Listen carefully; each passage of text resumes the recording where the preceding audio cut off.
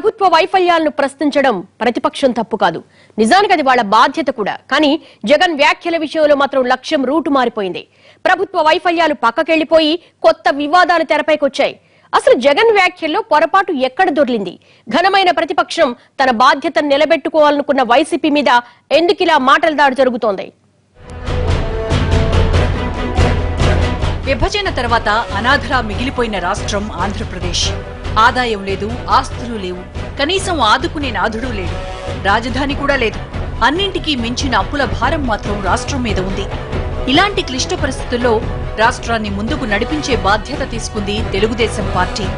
ఆ ప్రహసనం మొదలై ఇప్పటికి 2 ఏళ్లు గడిచింది. కానీ అనుకున్నంత స్థాయిలో ప్రభుత్వం అభివృద్ధి కార్యక్రమాలు నిర్వహించలేకపోయిందని, ఎన్నికల్లో ఇచ్చిన హామీలు నెరవేర్చలేకపోయిందన్నది వైసీపీ భావన.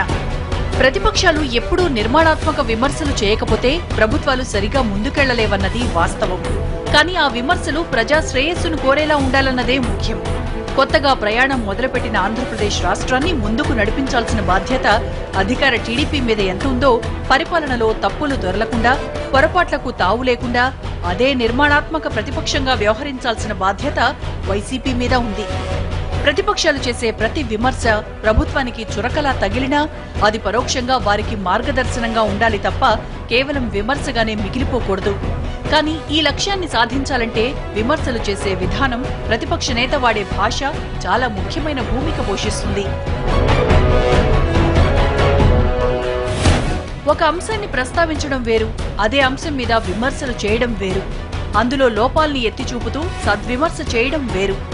ఈ మూడింటి మధ్య లేశమాత్రమైన భేదాన్ని స్పష్టంగా అందిపుచ్చుకున్నప్పుడే వాటి లక్ష్యాలు నెరవేరుతాయి.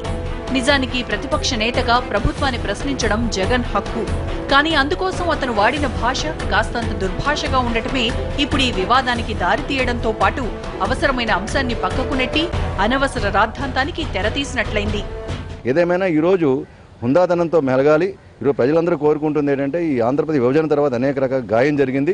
ఈ విభజన పూడ్చుకోవడానికి అందరూ కలిసిమెలిసిగా పనిచేస్తే బాగుంటుందన్నది. ఎన్టీ రామారావు గారు రాయలసీమలో పర్యటించేటప్పుడు ఆయన మీద రాళ్ళు ఇసిరారు, చెప్పులు ఇసిరారు. ఆ యొక్క సంస్కృతే ఈవేళ జగన్. ప్రభుత్వ వైఫల్యాలను ప్రజా సమక్షంలో ఎండగట్టాలనుకున్న ప్రతిపక్ష నేత అందుకు తన రైతు భరోసా యాత్రను వేదికగా తీసుకున్నారు. ఇక్కడి వరకు ఆయన చేసింది 100కి 100 పాళ్లు కరెక్టే. జనం మధ్య నిలబడి ప్రభుత్వం ఈ 2 ఏళ్లలో ఏమీ చేయలేదని విమర్శించడమూ తప్పు కాదు. కానీ ప్రభుత్వాధినేత అయిన ముఖ్యమంత్రిని చెప్పుతో కొట్టమని చెప్పడం మాత్రం సబబు కాదు.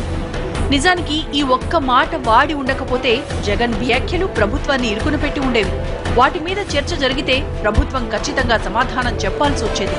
కానీ చెప్పు అన్న మాట వాడటంతో ఇష్యూ మొత్తం డైవర్ట్ అయిపోయింది.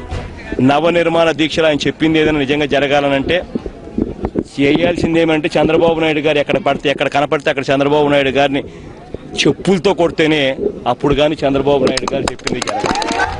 ఈ ఒక్క మాట అధికార పక్షం చేతిలో అస్త్రంగా మారింది.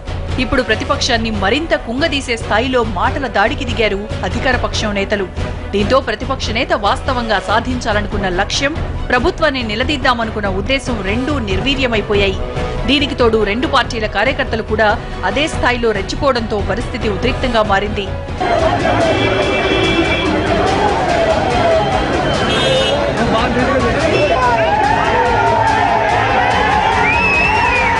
మొత్తంగా రాజకీయాల్లో చేతలు ఎంత ముఖ్యమో మాటలు కూడా అంతే ముఖ్యం. అధికార పక్షమైనా ప్రతిపక్షమైనా సరే నోరు మంచిదైతేనే ఊరు కూడా మంచిదవుతుంది. లేకపోతే ప్రజల్లో ప్రజాస్వామ్యానికి ఉన్న విలువ దిగజారిపోతుంది. ఇది వాళ్ళ స్టోరీ బోర్డ్. మరో అంశంతో మళ్ళీ కలుద్దాం. నమస్తే.